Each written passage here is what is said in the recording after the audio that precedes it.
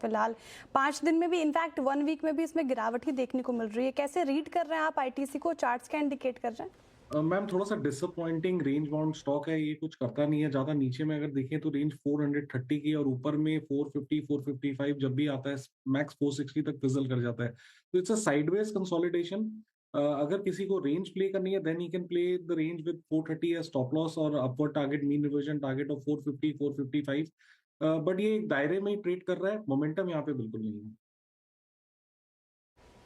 Okay, ITC 437 पे trade करता हुआ। अब एक काम करते हैं, राजेश पाल भी एक्सिस सिक्योरिटी से जुड़ चुके हैं हमारे साथ। राजेश, गुड आफ्टरनून, कार्यक्रम में स्वागत है आपका। आपका ट्रेड इस वक्त का? Good afternoon Viren ji, good afternoon everyone. So stock पसंद आ रहा है टाटा कम्युनिकेशन। स्टॉक एक फॉलिंग चैनल में ट्रेवल कर रहा था डेली चार्ट पे, और अब यहाँ पे जिस तरीके से ब्रेकआउट यहाँ पे टाटा कम्युनिकेशन ने आज बनाया है, हमें लगता है कहीं ना कहीं एक करेक्शन ओवर होते हुए दिख रहा है और स्टॉक में एक अच्छा अपमूव यहाँ से एक्सटेंड होते हुए दिख सकता है। स्टॉक किया जा सकता है अपसाइड के टारगेट 1780 1790 की तरफ आते हुए दिख सकते हैं। डाउन साइड में स्टॉप लॉस होगा करीब 1710 के आसपास।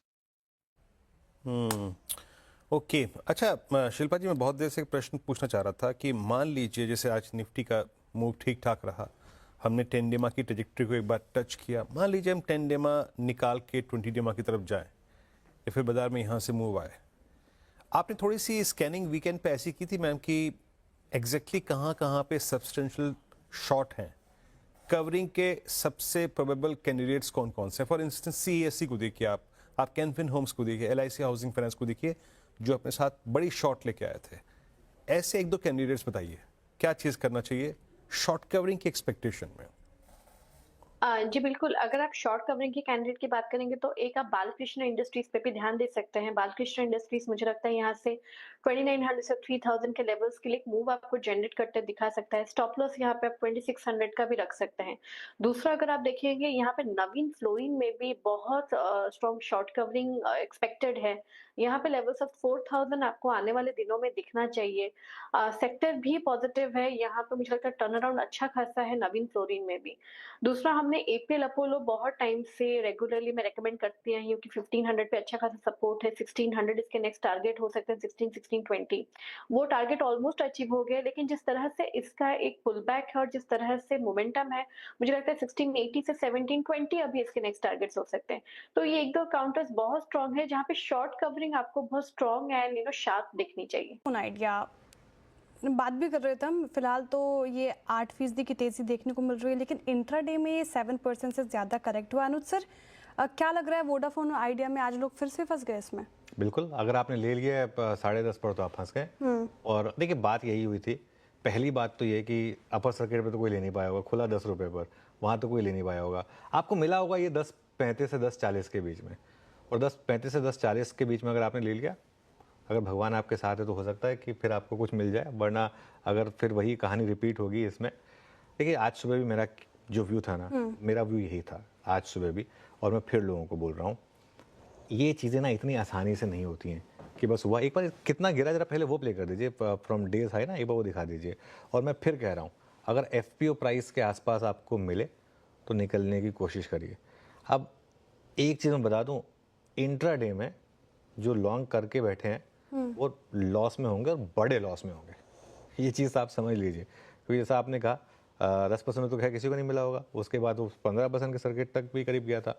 वहाँ पर अगर आप लेकर इसको बैठे हैं तो वहाँ से 10.47 का हाई था, अब हम आगे 9.84 पर, मतलब प्ले करिए इसका जरा कितना गिरा। मेरे ख्याल से 6% के करीब इंटरडे में ये स्टॉक फिसला है।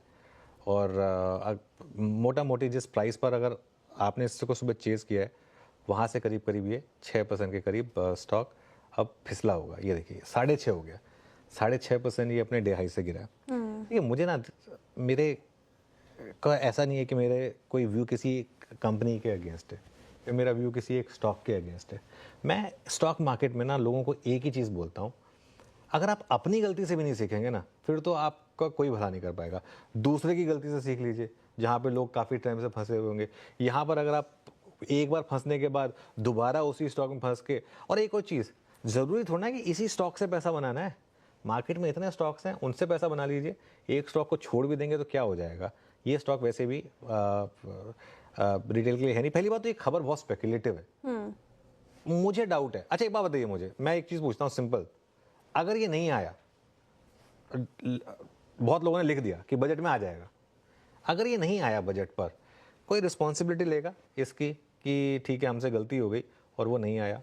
देखिए गलत रिपोर्टिंग सबसे हो जाती है, मतलब कई बार, लेकिन क्या इसकी कोई रिस्पॉन्सिबिलिटी उसके बाद लेगा कि हाँ ये ठीक है नहीं तो वो शायद हमसे थोड़ा समझने में गलती हुई?